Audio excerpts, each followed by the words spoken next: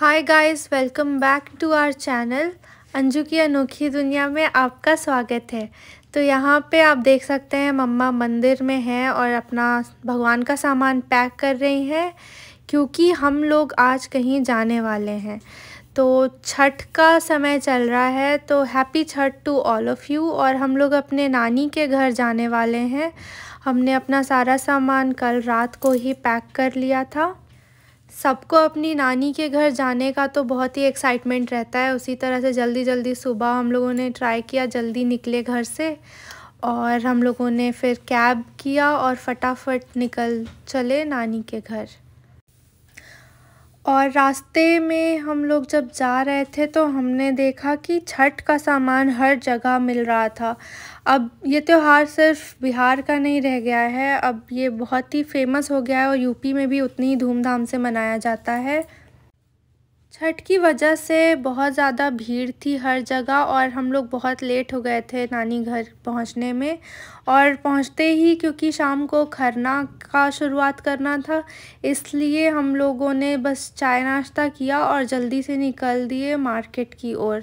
यहाँ पे बहुत सारे आप देख सकते हैं पथिया मिल रहा है और छठ का जितना सामान होता है वो सब लोगों ने लगा रखा है रास्तों में, और हर जगह रास्ते में हम लोगों को सिर्फ वही दिखने को मिल रहा था। और नवंबर का समय चल रहा है, थोड़ी बहुत ठंड तो आ ही गई है, तो हमने सोचा कि नानी के लिए एक अच्छा सा कंबल भी ले ही लिया जाए।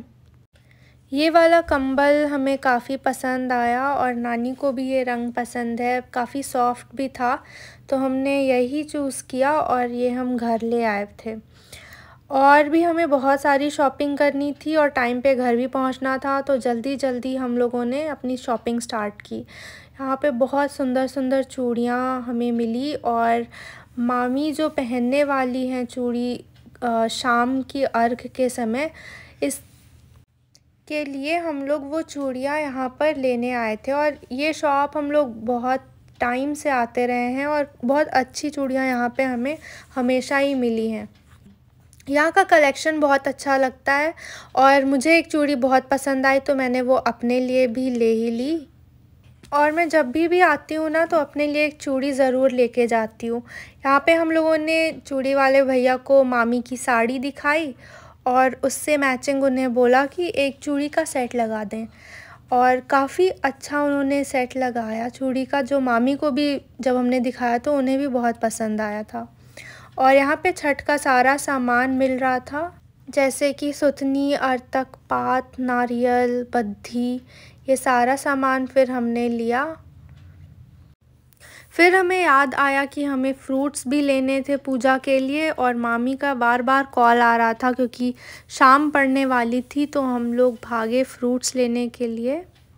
खरना का भी टाइम हो गया था और हमें फ्रूट्स के बाद मिठाई भी लेनी थी जो चढ़ती है छठी मैया को। तो हम लोगों ने वो रिकॉर्ड तो नहीं किया क्योंकि हम लोगों के दिमाग में बस यही चल रहा था कि जल्दी से सारी शॉपिंग ख़त्म हो और हम लोग किसी तरह घर पहुँचे। यहाँ पे फल अच्छे तो मिल रहे थे, पर छठ पूजा के कारण सबके दाम बहुत ज़्यादा बढ़ गए थे। जो नहाए खाए होता है ना, उस दिन के लिए लौकी के दाम अचानक से बहुत ज़्यादा बढ़ चुके थे, पर फिर भी क्योंकि रस्म है और सब लोग मानते हैं, तो सब ने फिर भी लौकी ख़रीदी ही। फिर बहुत शाम हो गई थी और ये देखिए अंधेरा हो चला था, और तब जाके हम लोग घर अपने फाइनली पहुंच गए। घर पहुंचे तो हमने देखा कि मामी ऑलरेडी खीर बनाने के लिए बैठ चुकी थी। तब जाके हम लोगों ने जल्दी जल्दी फिर आलता लिया और उनके पैर रंगे और नेल पेंट लगाया उन्हें। हर साल हम लोग इसी तरीके से चूल्हा लगा के खरने की खीर तैयार करते हैं, और जो लोग छठ पूजा करते हैं उन्हें तो पता ही होगा कि ये खीर कितनी ज़्यादा स्वादिष्ट बन जाती है। छठ एक ऐसा त्यौहार होता है कि जिनके भी घर में ये त्यौहार हो रहा होता है और उनके फैमिली मेम्बर्स चाहे देश विदेश के किसी भी कोने में हो, तो छठ के समय वो ज़रूर अपने घर जाने की सोचते हैं और कैसे भी करके वो अपने घर तक का टिकट करवा ही लेते हैं। ये एक ऐसा त्योहार है जो सिर्फ़ उगते हुए सूरज की पूजा नहीं करता, बल्कि ढलते हुए सूर्य की भी उतनी ही श्रद्धा भाव के साथ पूजा करता है।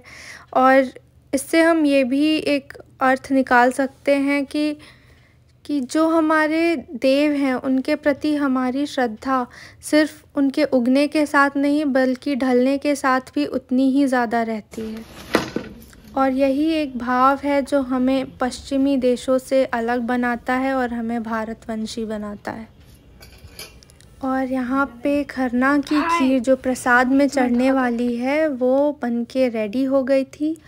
और एक अलग रूम में आके वो छठी मैया को प्रसाद केले के पत्ते पे चढ़ता है। तो हमारी मामी जो हैं, वो खीर निकाल रही हैं पत्तों पे प्रसाद चढ़ाने के लिए। और ये 4 दिन का एक तरह से पर्व होता है। और खरना की खीर के बाद से आगे के 48 आवर्स कुछ भी खाने वाली नहीं है बड़ी मामी हमारी। तो फिर यहाँ पे खीर खाने के साथ साथ हम लोगों ने चाय भी चढ़ा दी थी उनके लिए, क्योंकि पानी, खाना सब कुछ अब उनका बंद रहेगा पूजा संपन्न होने तक। कि चूल्हा शुद्ध होइ छै, लोग सुविधा द्वारा गैस से बनबा लागलै, नहीं तो चूल्हे पे बनेनाइ नीक होइ छै। अपन साफ सुथरा केलहुँ, साफ सुथरा कऽ कऽ चूल्हा पर जालहुँ, चूल्हा पर जा कऽ कथी इएह ओकर बाद खीर बनला के बाद चूल्हा बनाबै चूल्हे पर चाइयो बनै छै। दिल्ली में बदल के फिर मामी ने भगवान को प्रसाद चढ़ाया और सब लोगों ने मामी के पैर छुए और प्रसाद का वितरण हुआ। और नीचे आके हमने अपनी नानी को भी प्रसाद खिलाया।